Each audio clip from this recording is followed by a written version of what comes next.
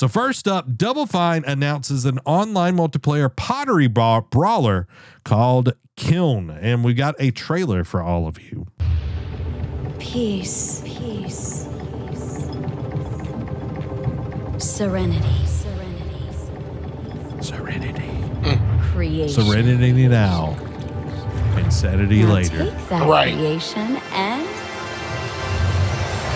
destroy your enemies.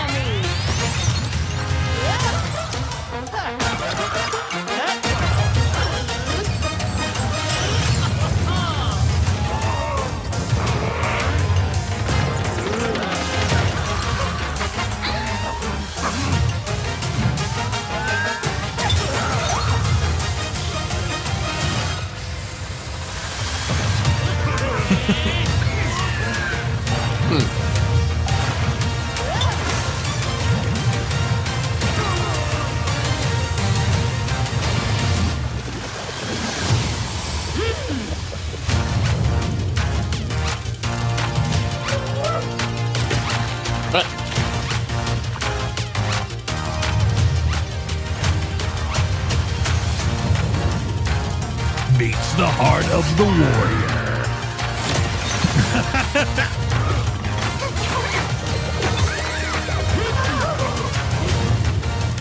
2026. Get fired up for the throwdown of the year. Kiln. It looked like a toilet plunger. Yeah. So we do have an article. This is by Eric Van Allen at Game Informer. During Xbox's Developer Direct, Double Fine took a surprise spot on the virtual stage to announce its charming new pottery party game, Kiln.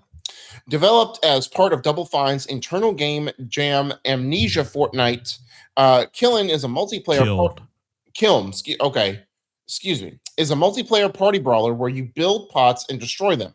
Per today's Developer Direct, the drive behind Kiln is allowing players to build creatively and then letting them destroy each other's creations. The quench mode, for example, tasks players with picking up and carrying water to their enemy's kiln with the goal of dousing it for the win. There are tons of options for shaping and sculpting your pottery, with detection tools for identifying specific shapes like bowls or cups. Once they enter the arena, they can run, jump, and attack, and each shape has its different special attacks all their own. Plates can fling a pie, for example. Maps range from dance floors to ancient history with different lanes and avenues. Some paths might only be accessible for specific shapes, giving a small advantage to the little cups. Kiln is set to arrive in spring of this year for PlayStation, Xbox, and PC, while Double Fine plans to host a beta ahead of that launch with specific details yet to be announced. And I know, Zach, we talked about before the show how, it's kind of like seeing this, it was kind of a turnoff for me, because this is not what we know Double Fine for. We appreciate they always make out there games, like very, silly, like indie games, like, like just weird games that you just fall in love with because of either the characters, the setting, what have you. And seeing this, like seeing it's a multiplayer game, I was like, I don't know about this. And then seeing it, I'm like, okay, it has some cool mechanics. It is still the silliness that we know Double Fine for. However, will this last around? Because we've seen so many live service games.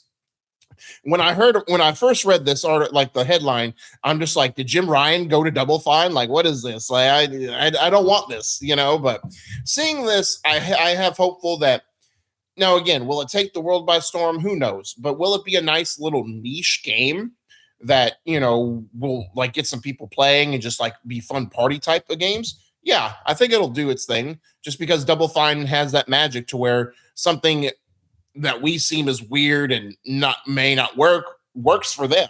So, I mean, they did a walking lighthouse a couple of years, about a game about last year. So it's crazy.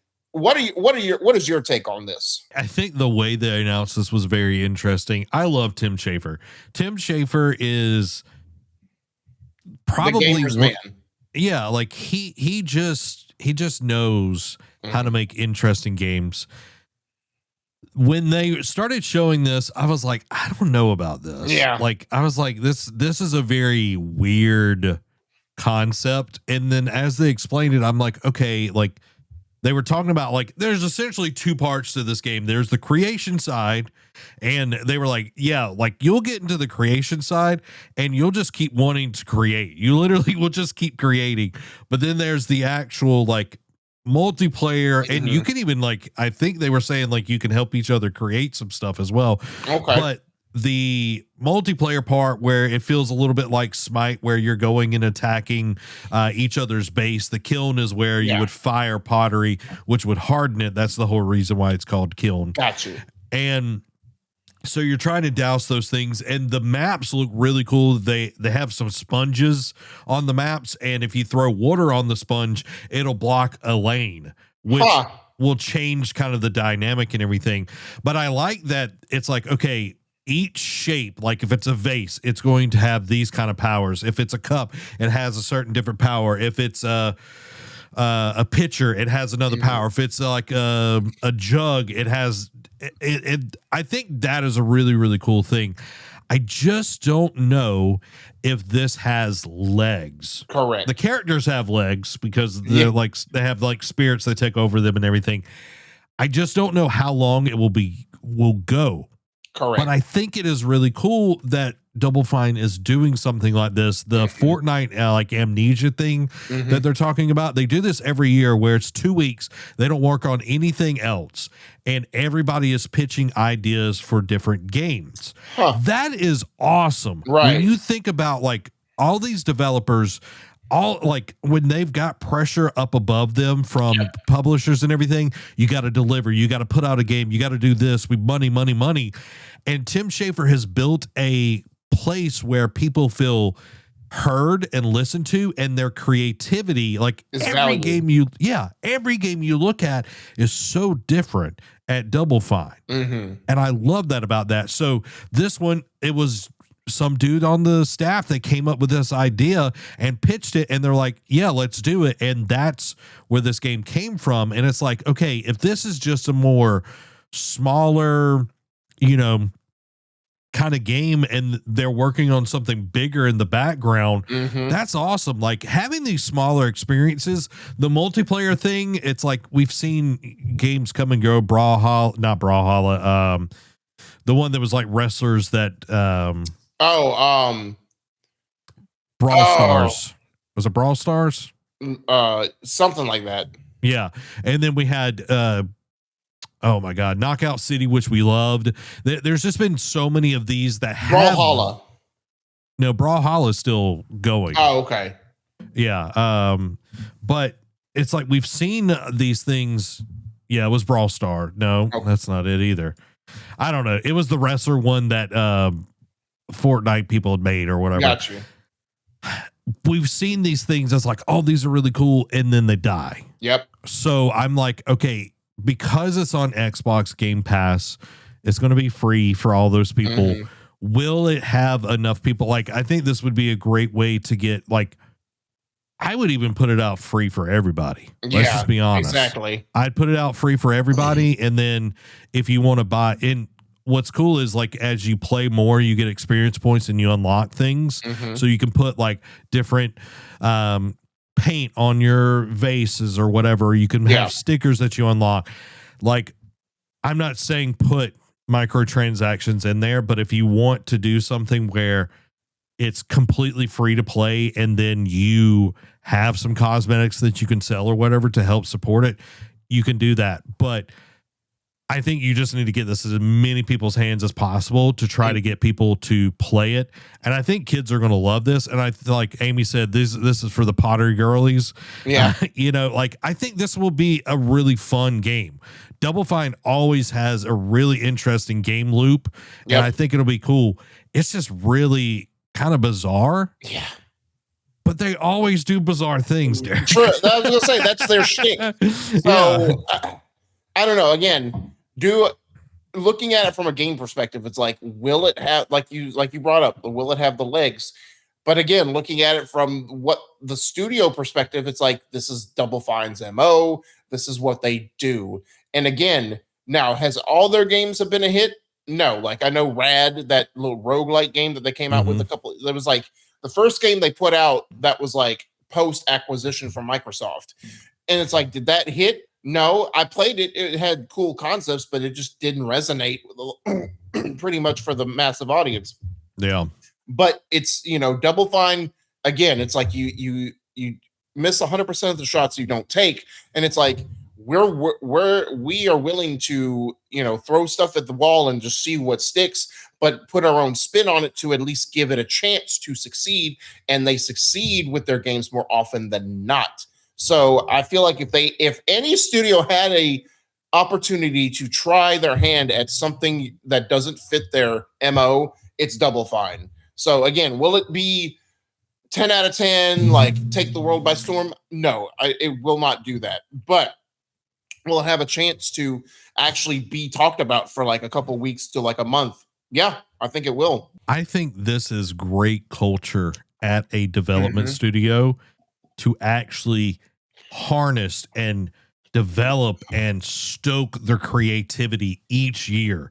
For 2 weeks, they come up with different ideas and then they make it. Like they try it, like whatever gets voted on. I love that. Yep. Good job.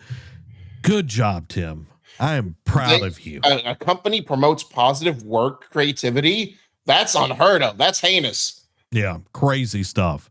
Another game that got some love on this developer direct was Game Freak's Beast of Reincarnation. This is a post-apocalyptic action RPG, and it launches this summer. And this is by Charles Hart at Game Informer. While Game Freak is best known for its work on the Pokemon games, it does develop other games from time to time. Beast of Reincarnation, the studio's upcoming post-apocalyptic action role-playing game, is a big swing even by the studio standards. Set in Japan in the year 4026, Game Freak describes the game as, quote, one-person, one-dog action RPG. The person and dog in question are named Emma and Ku, respectively, and they live in a time where the human population has been decimated by a parasitic plant called blight.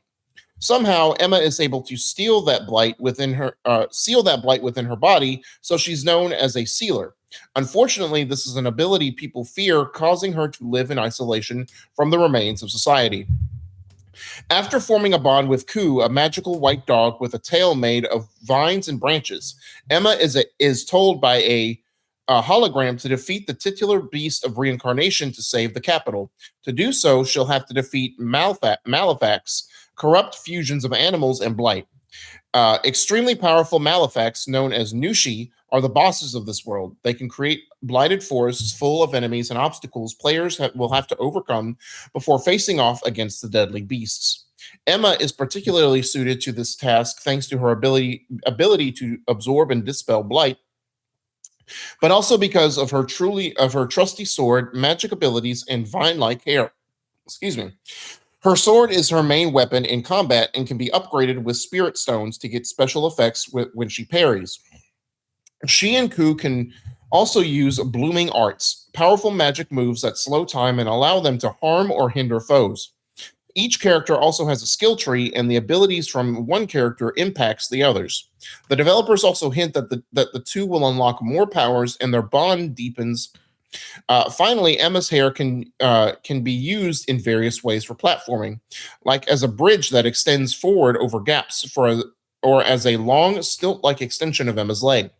The duo will also have to face golems, robots with corrupted human souls, and meet other human characters like Brad, Kagura, and the mysterious swordsman Kunai. The game will be launching on Xbox, PlayStation, and PC this summer. And, reading this, Zach, as we couldn't find an actual trailer, so we're watching the gameplay overview, in the background here. Yeah, this is the, using her hair.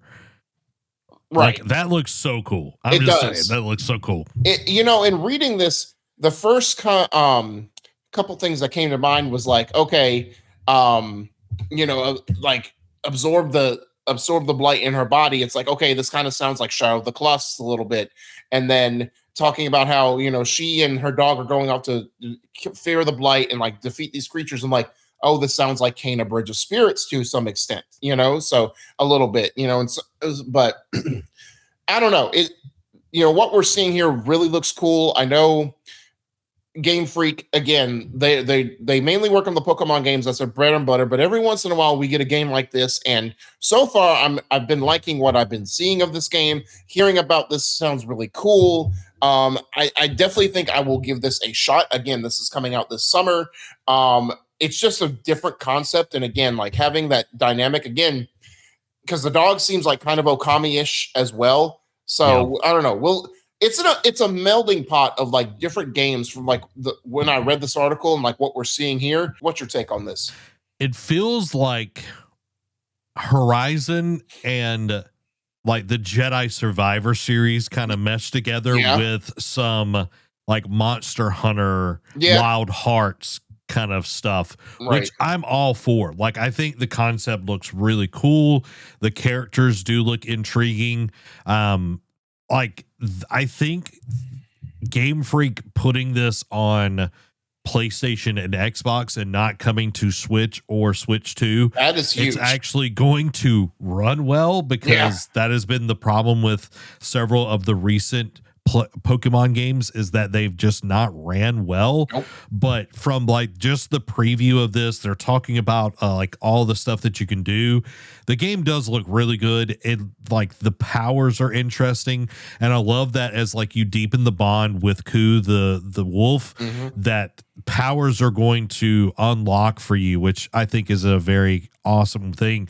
And then you get like you're getting another cool samurai game. Like, I'm always down for like another cool samurai baddie that we get to like go on an adventure with. So like, since I don't know when we're going to get another Horizon game, I feel like this is a Xbox's version of a Horizon game, essentially, even though it's still coming to PlayStation. But we digress. But it's still cool. Again, it's definitely a cool concept. I definitely am excited to check this out. And summer, I think, is the perfect time to release this, especially now that GTA 6 is well out of that way. You know what I mean? Because originally it was supposed to launch in May. So I feel like this coming out in summer is a perfect time to do it, especially since people are going to be out of school by the time it launches.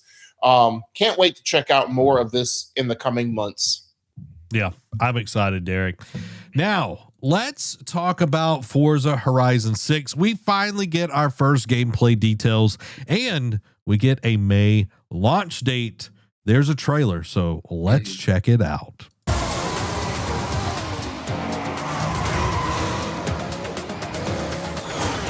Oh, they were like lifting something up at the same time. That's cool. Yeah.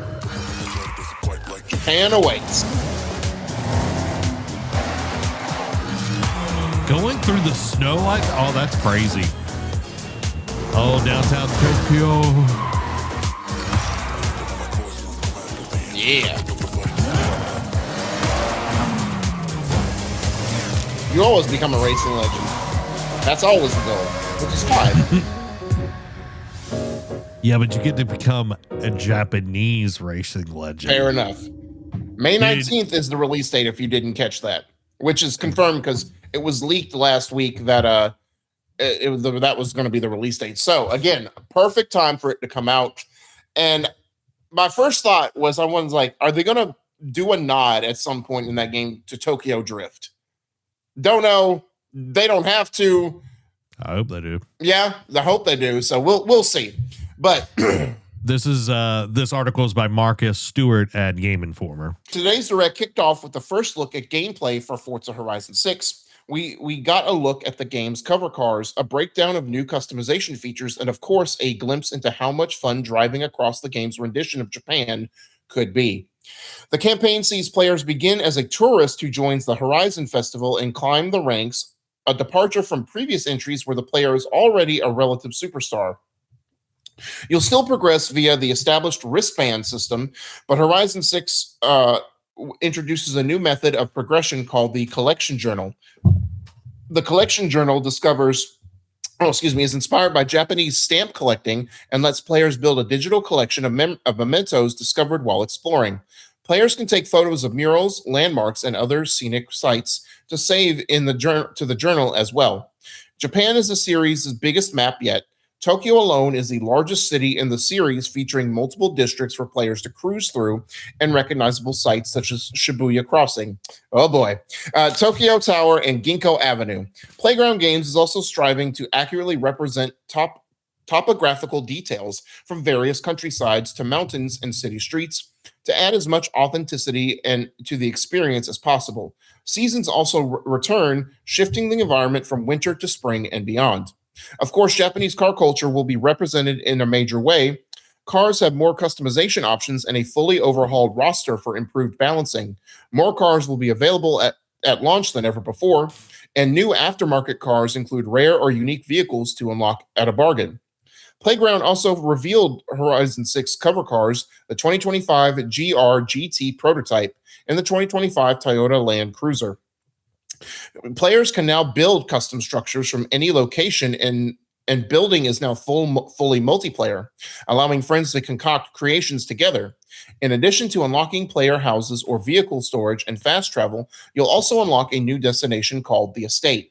This giant plot of land gives players a blank canvas to build what they want. What begins as a rural section of land can be transformed into mountain hideaways, your own personal racetrack, or a factory complex, and more, based on items purchased using in-game currency. Another new feature is car meets. Inspired by the real-world Daikoku car meet, this social space is always available to join, and it lets players meet up, share custom paint jobs and designs, and purchase their own versions of cars they like. New driving features include auto drive and proximity radar. In terms of accessibility options, Horizon 6 features a customizable high contrast mode to help make the game easier to play for the visually impaired. The trailer ends with a tantalizing tease of a pair of giant robotic feet stepping behind a vehicle that looked suspiciously like a Gundam. Given Forza Horizon's penchant for crossover content, odds are we'll be piloting a mobile suit, which is the perfect fit given the setting. Forza Horizon 6 launches on May 19th for the Xbox and PC, and it will come to PlayStation 5 later this year, which that's also huge news. So, good on you. Again, we got just a little tease. Again, all these games got like very in-depth like gameplay overviews. Y'all should all go check those out over on Game Informer, IGN, wherever you check out news, but definitely go check those out to give them a view if you want more in-depth explanations about the games upcoming. But this just sounds really cool. Like, I haven't been really in-depth in the Horizon series, but all these new features really sound cool, like especially like the car meetups. Like, I know that's a nod to Japanese culture, and that's what Japan always does. Like, I subscribe to like the Japanese snack boxes, which they always give like their themes a lot of times based around like events. Like, I know in September they always do like the moon viewing, which is like they always tell the tale of the rabbit in the moon and the princess and that story. So they always like to tie in culture aspects to whatever they're doing to stay true to like. And it's like talk about being seen and recognized. Like, people from Japan was like, hey, I go to this, or I've heard of this. That's really cool that they're bringing this to a video game and like representing Japan well.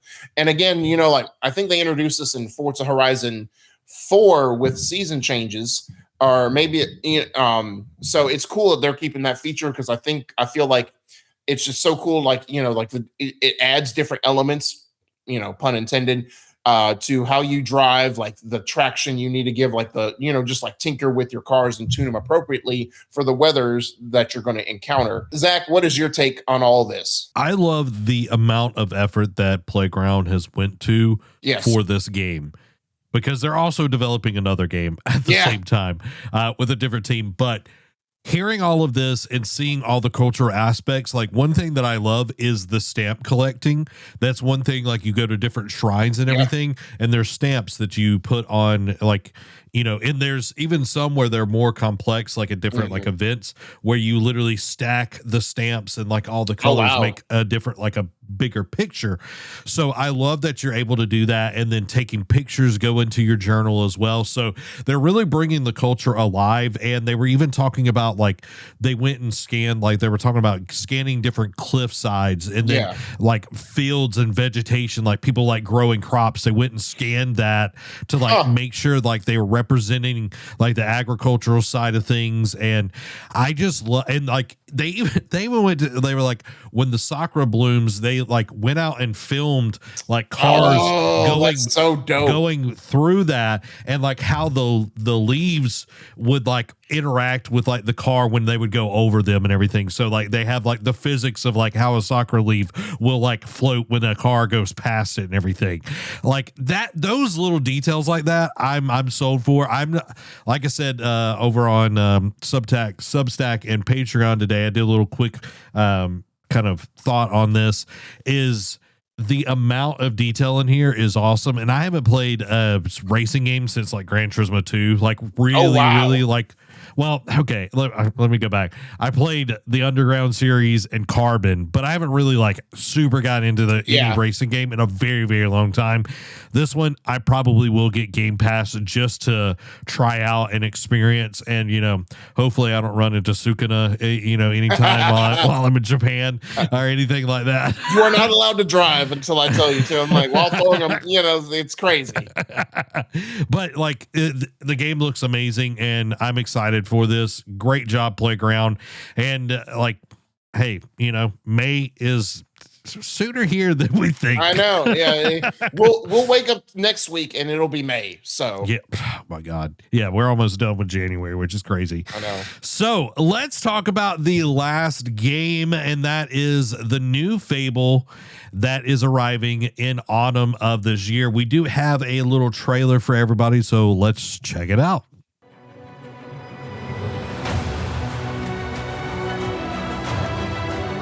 Looks really good. The lighting! Even there, the lighting's great.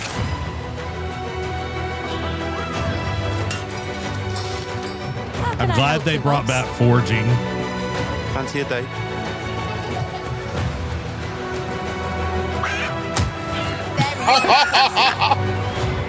My chickens!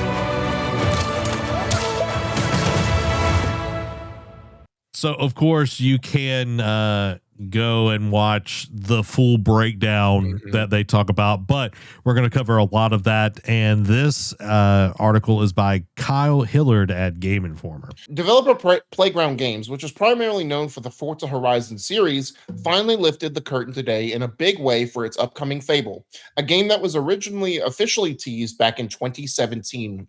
Wow. Playground Games has been working on the game for a long time, but we will finally be able to play it this fall. Maybe. We'll get into that in a minute. As was the case with the other Fable games, you start the adventure as a child before learning you are a rare hero, the first in a long time. A calamity affects your home village of Briar Hill, turning everyone into stone, including the protagonist's grandmother. And then you're off on your adventure of being a hero. Apparently, the open world will be available to the player pretty early in the game, and you will find yourself stuck between two rival gangs fighting for power. Footage of the game showed off imposing castles, inviting fields, gardens of oversized vegetables, and magical mushroom forests. The protagonist was also seen riding on horseback as they explored, but I didn't see a pet dog, however, which was a big element of Fable 2 and 3. Fulton says the ethos of the game is, what does it mean to you to be a hero? You will be able to create your hero, dictating their look and clothing. Combat seems familiar from the first three games, with a split between melee action, long-range action, and magic. The player can use light and heavy combos, execute finishers, use magic like electricity, as well as attacks like the one that turned enemies into chickens. The player character got into plenty of battles in the gameplay footage against familiar Fable enemies like Hobbs, but we also saw them fighting a giant fire-breathing chicken. The bigger question mark for Fable, however, came later in the presentation, where Fulton and other members of the team talked about how the population will react to the player and what the player can do outside of combat. You can buy property and business, get married, and have kids, and there are more than 1,000 named NPCs who will have individual reactions to you, as well as their own lives. You can apparently follow any of the denizens of Albion, watch them wake up, go to work, relax, and go to bed. Among the examples Playground mentioned in terms of how NPCs will react to you is that you can own property that NPCs will live in. They will react to you as their landlord, or you can kick them out of your house, effectively making them homeless. Expectedly, they will not be your biggest fans if you do this. Characters will praise or insult you depending on your reputation as you walk around and explore. This was an element in the original games, but it seems much more in-depth and specific to your choices here.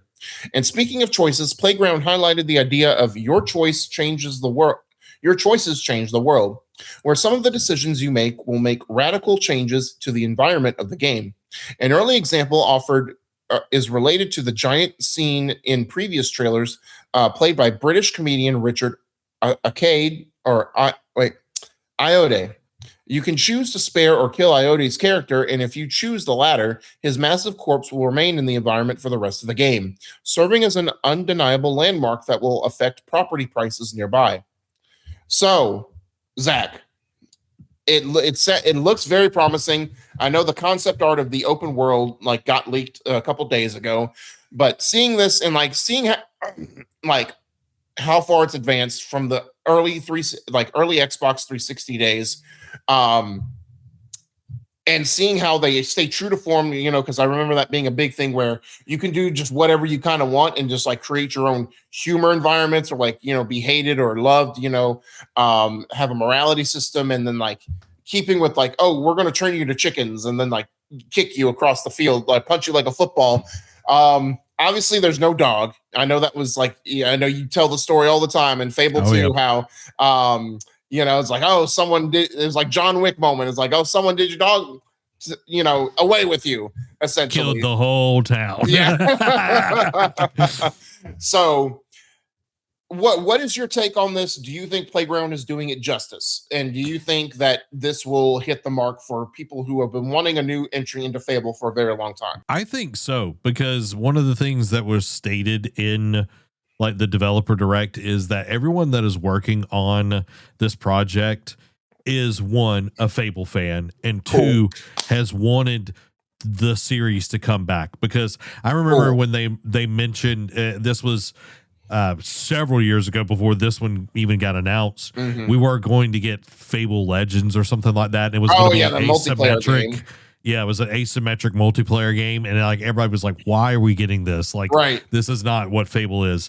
This one feels like it is more true to form, and it's also going above and beyond, which I love, because I loved buying houses. I loved owning things in that, being able to get money, and now you can buy businesses and even interact. When you go into a business that you own, the person's like, "Hey, boss, how's it going?" Right. That's cool. I also love that, I'm curious how the morality system, because it was very white or, black or white, where it's you're either good or you're evil, and I always love being evil, go figure, guys, what I mean? I always love being evil. I hope that they have that, but it is way more nuanced, because they showed the more you interact with people, you'll see how they think of you.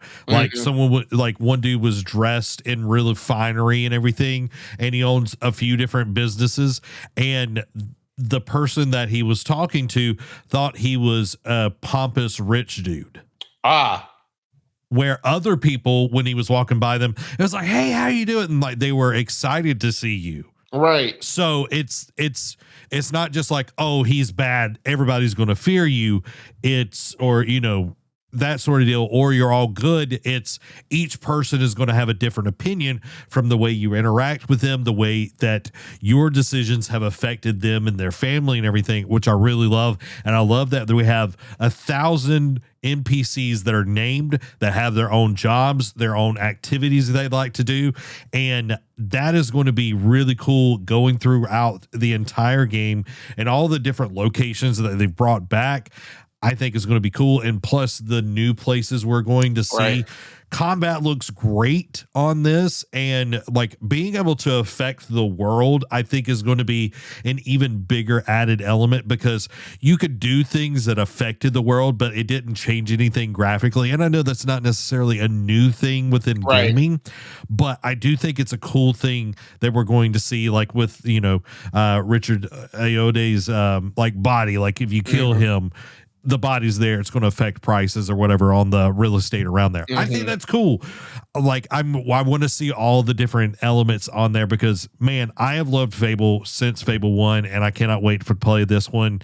I know you said earlier we might not see this in the fall.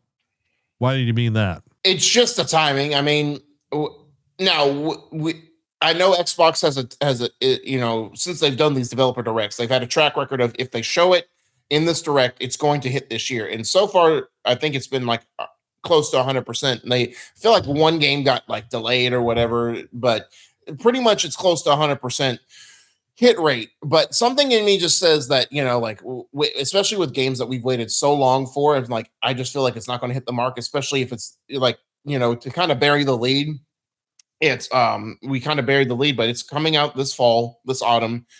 What else is coming out this autumn? GTA 6. And I know, like, if they could release in September, GTA is in November, like, it's still plenty enough time to give it its just dues. But something just tells me that I feel in fear of GTA 6, they will delay this game to like early 2027 if GTA doesn't delay itself again. You know what I mean? But I feel like you get out before GTA 6. Yeah, 100%. Like, you have to, like, at this point. Like anything after GTA 6 is going to be fighting an uphill battle for the next year. Correct. Like post its launch, the mind share is going to be so heavy on that, especially if GTA 6 launches with online. Yeah. Like it's going to be so hard to get people to play anything else. Right. It's just going to be such a mind share with that game.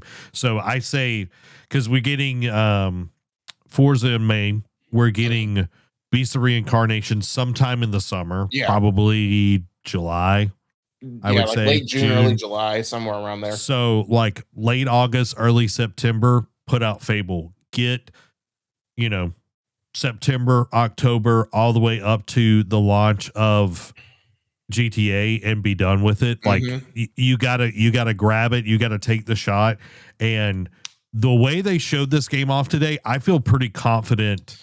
Yes, it could be vertical slices all day long, but it felt like it was a little bit more than just like, okay, these are just like preordained things that they're trying to show. So that made me pretty excited about it. But man, I've been skeptical of this new Fable since we saw it. Yeah. Every time we've seen it, I'm like, I don't know, like this doesn't feel. And one thing that they really brought home was like, we're bringing back the British humor. We're really wanting to nail that home. And of course, having Richard Ayoade like in the game is testament to they're really going to lay into that, because that's one of the best parts of Fable is like, I just remember you could literally like one of the quick like actions, you could literally just like fart or whatever. It's like, it's stupid stuff like that, but it's like the humor is such a big part of these games, and I'm glad that they're bringing that back. So I'm excited. Derek, I want to ask, what would you give this developer direct on an A, B, C, D, F grade, the American grading system? What would you give this? I would give this a strong A+. Like, obviously it's not perfect, because again, while it was great, like having like the Double Fine game to me, I think was like the weakest part of this developer direct. But I mean, it was definitely carried by Playground. Like the fact that Playground is putting out they're taking a page from Obsidian's playbook and be like, all right, Avowed is in February and we're going to release Outer Worlds in October. They're taking the page, like it's going to be a closer release schedule between Forza and Fable, but my God, like it's going to be the year of Playground games. It's going to be a crazy year for them, but a strong year if both of these games hit the mark. Zach, what would you give it? I want to go back and ask you a question about Fable that I didn't get to, but I want to hear your grade. What would you give their grade? Like you gave yours pretty high. Like I feel like I'm higher on this, but I want to give it an A. I'm not going to say an A plus just because Double Fine was weaker. Yeah. But I do feel like this was probably the best developer direct that we've ever had. Correct. Like it was strong start to finish, even with Double Fine. And I think the Double Fine stuff was interesting. Once I kind of like got the, I don't know about this out of my mouth, I was like, okay, this is actually pretty cool because you could tell the passion. I think that was the thing that won me over for Double Fine was the like utter passion for this small, weird game. Yeah. And I'm like, okay, Tim, if you believe in this, I'm going to believe in it as well. You got to believe. Believe it. Right.